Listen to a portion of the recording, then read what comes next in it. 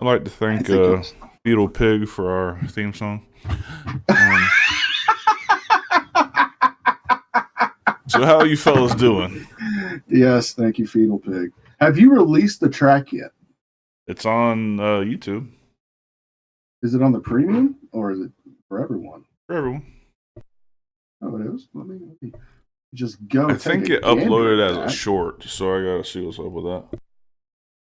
Yeah, well, I mean, it was like a 2-minute thing. We'll look into it. But yes, the official Heel Shit Podcast soundtrack by Feudal Pig is available on YouTube, and it's a short for now. So yeah, cool. Got that taken care of. We kind of went through this like an hour ago. I'm not gonna rehash everything I just said. Feel like shit, recuperating, etc., etc., etc., etc. Edgar, how are you doing tonight? I'm doing great, man, because well, I was just told that this is my 8th episode with the Heel Shit Podcast, which is amazing. Looking forward to many more. And also Logan Paul is back. God damn. So he brought it. He was up here and he brought it all the way down. Yeah. I'm good. I'm great, guys. All right. Well, what you got up first for us? Let's start off with the Jordynne Grace news. As we all found out recently, Jordynne Grace officially signed with the WWE, how we all expected. But apparently this decision was not supposed to happen this soon. According to an article by JJ Sports Studio, Jordynne Grace did an interview with them stating that her contract TNA was originally going to expire in October of 2025. But part of the reason why her contract came up sooner was because of when TNA and Scott D'Amore parted ways, or they fired him, I believe, right? If I'm not mistaken. Yeah, pretty much. So that was a big reason why Jordynne Grace split ways with TNA this year, this early in January instead of October. When the news broke out that Scott D'Amore wasn't going to be in TNA anymore, Jordynne Grace said that was a big reason for her, the fact that she was in TNA. But luckily for her, TNA was able to release her earlier than what was originally planned. So that's a big reason why Jordynne Grace decided to go to the WWE now. So Scott D'Amore made a huge, when he left, he made a huge impact on TNA. What were your thoughts on Jordynne Grace's comments when it comes to this? I can certainly understand a boss you were really close to leaving and it being a big deal, especially if you consider that one of the reasons why you were there. You know, it was a no-brainer every time for her to just re-up her deal. And I guess, there's no chance she didn't have the opportunity to re-up this time, but it must be something. She either didn't like the way D'Amore was treated, or she doesn't like current management. I don't know. But I can certainly understand not wanting to be in a place after a boss you really were attached to left. I agree with that. And it's not just Jordynne. A lot of people felt the same way about Scott D'Amore. I didn't even work there, and I felt pretty similar to how they felt, just because he was so pivotal in basically bringing TNA from the fucking mud and gunk of the wrestling world, being the laughing stock, to basically a resurgence of their popularity. I mean, he got guys who, for better or for worse, stuck by him, got them basically to the main dance, got them more relevant than they ever have been, rebranded the company to its origin brand. And then, after all that work, it almost felt like a slap in the face, a kick in the nuts, however you want to put it, for that company to basically go, your services are no longer required. It didn't sit right with me. It still doesn't sit right with me. I'm okay with it now because I've seen what Scott's done since then. Relaunching Maple Leaf Wrestling in Canada and giving a lot of guys up there an opportunity, just like he did with a lot of guys in Impact / TNA. But I don't know, dude. Dark's always been more for the boys. I've always been more for the business, but this is that situation where I was for the boys. Mm-hmm. I didn't realize he had such like a big impact, no pun intended, on the wrestlers. I mean, I wasn't that big on TNA, so I didn't really understand like what the big deal was when it came to Scott D'Amore. But for Jordynne Grace to come out and say something like that publicly, I mean, they must have been pretty upset about that whole situation. Yeah. Well, I think there's a lot to be said for like now in WWE having the head guy be someone who was a talent in the business. That I think means a lot to the people you're trying to manage, control, what have you. And Scott D'Amore has done it all. So it's like, whereas, Vince got in the ring, but he wasn't a wrestler by any means. And Tony certainly isn't. It's like, I think there's a special connection when one of your quote unquote brothers is the boss. Yeah, 100%. And let's not forget,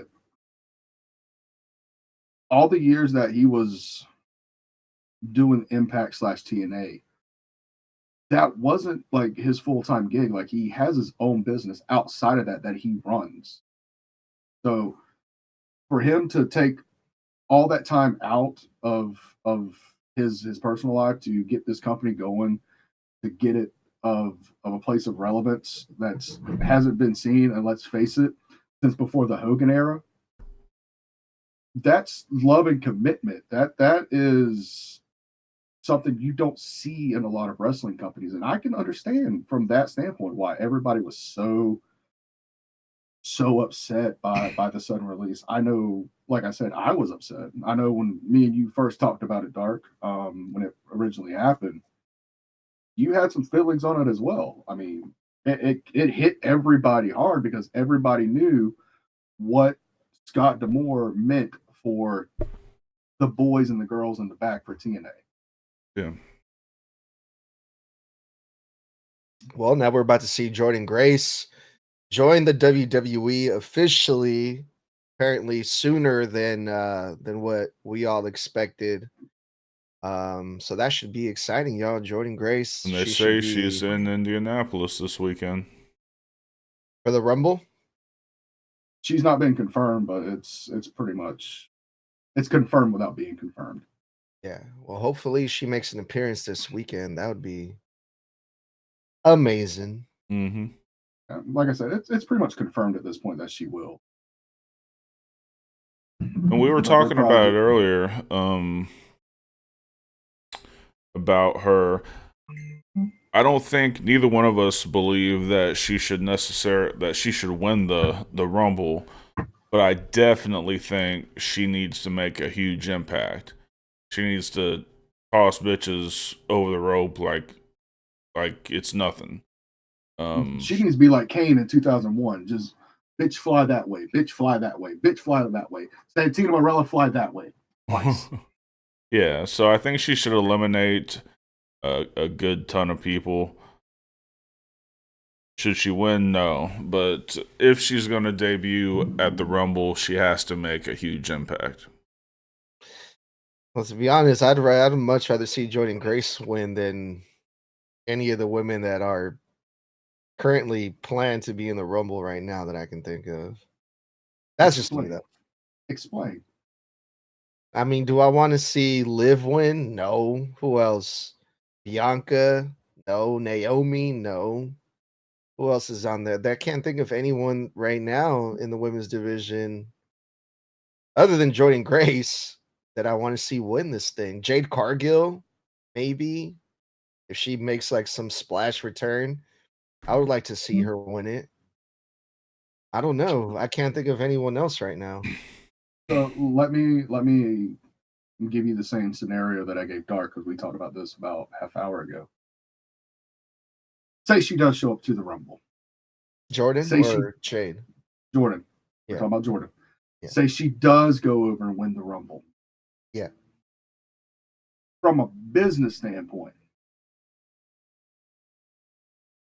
how is that going to affect the morale of your locker room? Oh no, it doesn't make any sense for Jordynne Grace to win it, but I'm just saying, like, the women's Royal Rumble right now is so unappealing to me. Yeah, and we were talking, and I think that this women's Royal Rumble is really prime for someone, a surprise entrant, to win. Whether it's a returning Becky Lynch, whether it's a returning Jade Cargill, a debuting Jordynne Grace. I think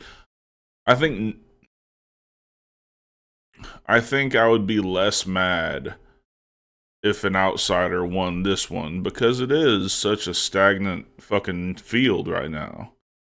Mm-hmm. Like, Liv is our prediction from the people who have listed already, but I wouldn't have a problem in the world if somebody returned and won or debuted and won on this. I understand that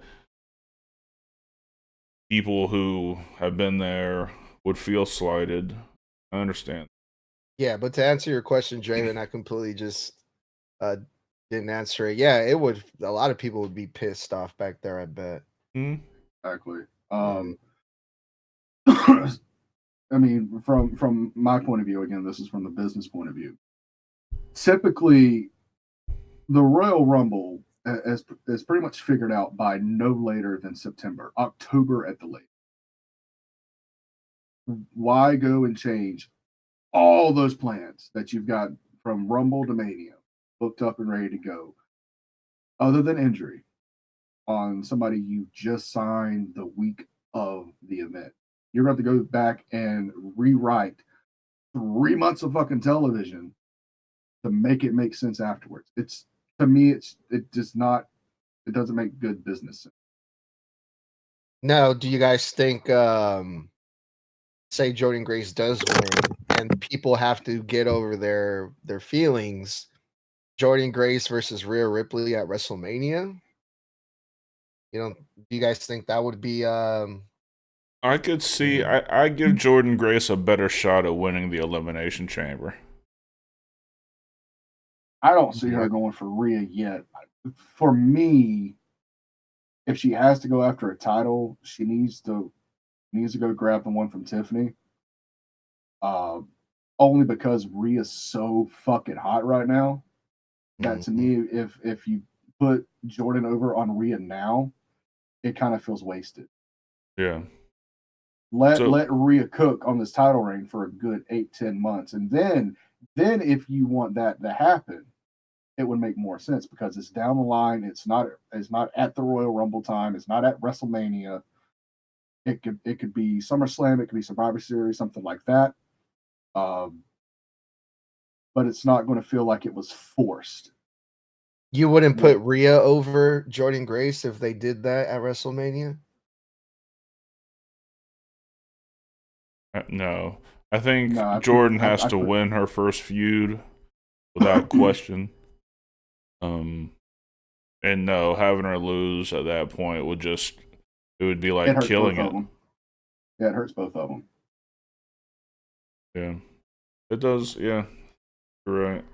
I think she should come in like you even said, Draven, wouldn't be a bad idea that she breaks the record for the most eliminations, and maybe gets down to the last 5, but she can't win it. But I mean, she could be one of the last 2. Yeah, good. The next question is who do you think would be her first feud? Like, how do you see that happening? Is there there's not a whole lot of people on the main roster she's mixed it up with at all. Nia Jax. That's the first thing that popped up. The only reason I would want that to happen is for fucking Jordynne to squash her, to have Nia go away for a little. Maybe, yeah, I think we all would like that.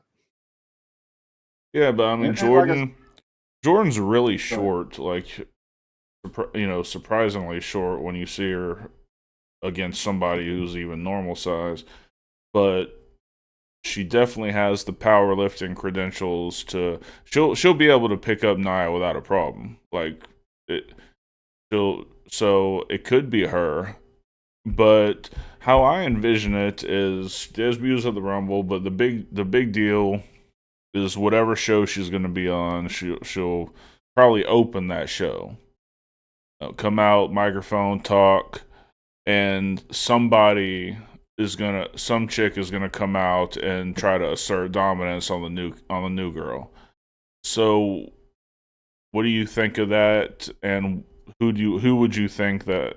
I guess goes back to who do you think that person would be? That's kind of the Nia answer, because she's always the one stomping on people's promos. For me, I wouldn't make it obvious at first where she signs, as far as what show she signs. Have her go to Raw, SmackDown, and NXT for a few weeks to tease it. In that Elimination Chamber, have her make her decision. And depending on where they want her to go, yes, have her fucking stomp Nia's ass real quick in a fucking squash match there to cut that off. If Jade comes back, have them fucking try to outpower each other. That happens. Fucking have Charlotte Flair come in there and get the shit knocked out of her so she'll go away for another 1.5 years. Fuck it. I'm not the biggest fan of Charlotte. I don't know if that's not very, very blatant, but I'm not the biggest fan of the Lizard Queen. Yeah, no. I think I'm with you there. All right, so let's throw it to our first break and then move on to another story. That one took a little bit longer than I was expecting. So we'll